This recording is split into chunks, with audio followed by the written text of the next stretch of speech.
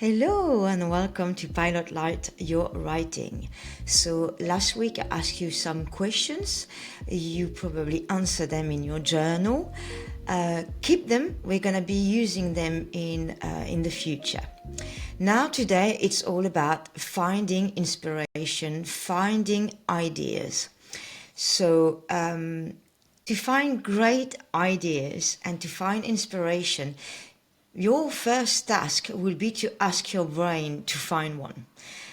Basically, what it means is you ask yourself out loud, or, in your head, okay, please, brain, find me a great idea for a story. I really want a great idea for a story. And let it be. Sleep on it. Literally, it's what I do. I sleep on it. And 99% of the time, your brain in the following days will find you a great idea. Also, you can use that trick for solving daily problems. When you need a solution, you can ask your brain, a bit like ChatGPT, really, but in a more organic way, let's say. So you ask your brain, okay, work on this problem, I want to find a solution. You sleep on it, and I'm telling you, your brain will give you an answer. So I think the first question you need to ask your brain right now is like, okay, find me a great story to write about. That's it. And then in the next few days you will sleep on it, but keep it in the side of your brain. Then there are other things that you could use to trigger inspiration. What are they? So I'm going to give you a list of things that I really advise you to try. Try them all. Please try them all. Why am I saying this? Because each week I have students and some respond to certain things and others are more sensitive to other ones. So try everything, give it a go, and then reflect on what worked the best for you.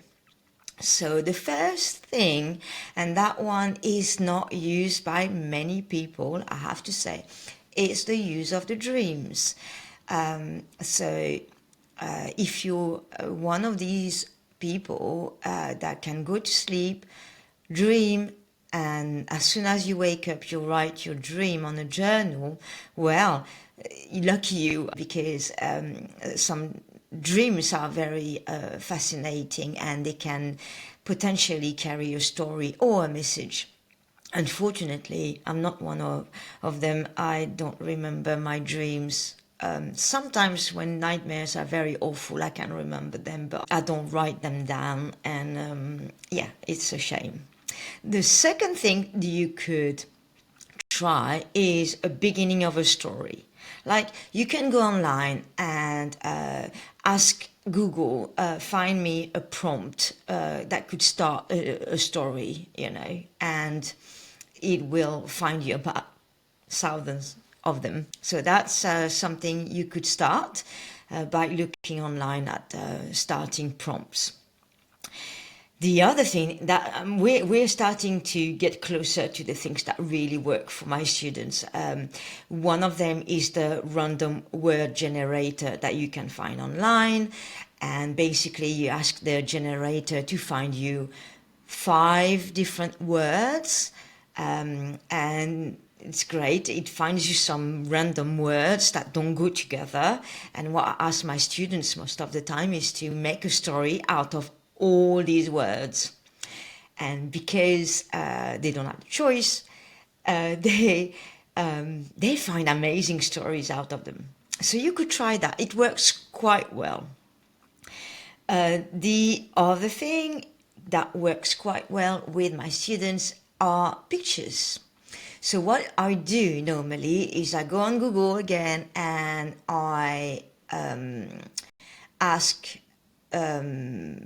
Google image 2 keywords, something like enigmatic pictures, and it finds me a lot of weird pictures, and I always select 1 or 2 that are really cool, and I project them to my students, and then I say, okay, from 1 or 2 images, create a story from that. And normally they find all sorts of things, and sometimes not even related or very slightly related to the picture, but they find that really triggering to find inspiration.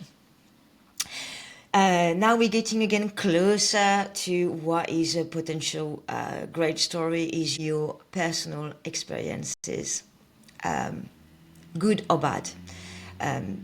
You're the only one that went through them. You're a unique person. So obviously, you know what you're talking about. You know what you felt when you went through those experiences.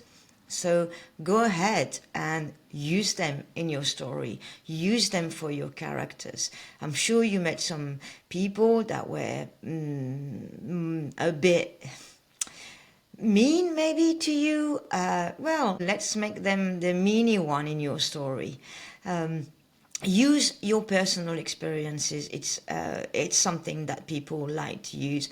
A lot of people like using them actually to create a story. I am one of them. Now we're getting closer to things that really work, and I would say daily news, what's happening in the world right now, everywhere, is always a great potential for a story. And by the way, very often, sometimes you've got very similar stories that come out at the same time, and you think, who copied whom? But no one. It's because it's in the air, it's because of the news. You can also use facts from the past, from history, or mythology. Some people take some facts from mythology and put it in fantasy. It's up to you. You can look at what happened before. It's true that everything's been done, but after that, it's the way you say the story that is more important. Okay, now, this is the last thing that really, really, really, really works, is music. Music, and I should add, without lyrics, because lyrics will influence your brain and will influence your inspiration, But what is really good, music alone, when I do that to my students, I put some nice music and I tell them, okay, write whatever comes to your mind. Go ahead. They are surprised. They are the first ones surprised about this exercise, because they're like, I had no idea I had that inside me, and that can be triggering. So I'd like you to try all this. I repeat them very quickly. What you could try is writing down a dream or a nightmare, starting a prompt from Story Starter, using the random word generator, and from 5 words you make a story. Have a look at some enigmatic pictures online, and obviously using your experience, your own experience, or experience of someone in your story, or a fact from history. And the last one is just enjoying a nice music without lyrics, and find out what your brain wants to tell you.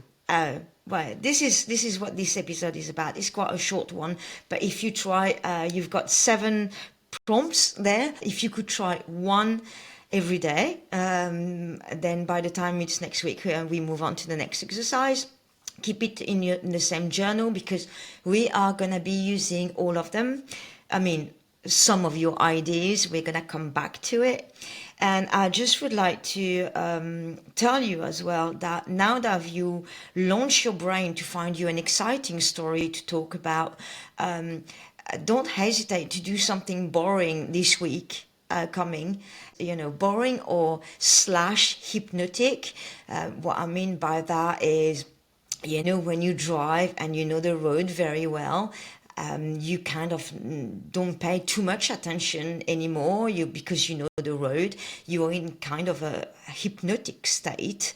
That is the best moment to have a glimpse of inspiration as well. Or something like doing the dishes, or something boring, or gardening.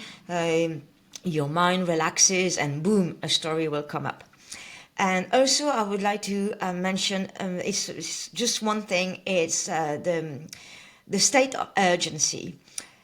I'm giving you those exercises, and I think I told you before, what I expect from you is to work about 5 minutes a day on it. 5 minutes is not a lot, and you can do a lot in 5 minutes. And I know I've experienced it because I do it for myself, but also I tell my students to do it. When I give them a writing prompt, I say, okay, you've got 5 minutes, and they have no choice. And because they have no choice, their brain is forced to be creative. And I really would like you, I'm not going to be with you all week this week, but I would like you to try the same thing. Tell yourself, okay, I sit down 5 minutes, and then you start a prompt, you put a time on, and you've got 5 minutes to find that idea on each prompt. And I promise you it works. When there is an urgency, a deadline of 5 minutes, and you've got to create something, your brain will be very efficient, and it will surprise you. So please try all these prompts, and I shall see you next week. Bye bye. Take care.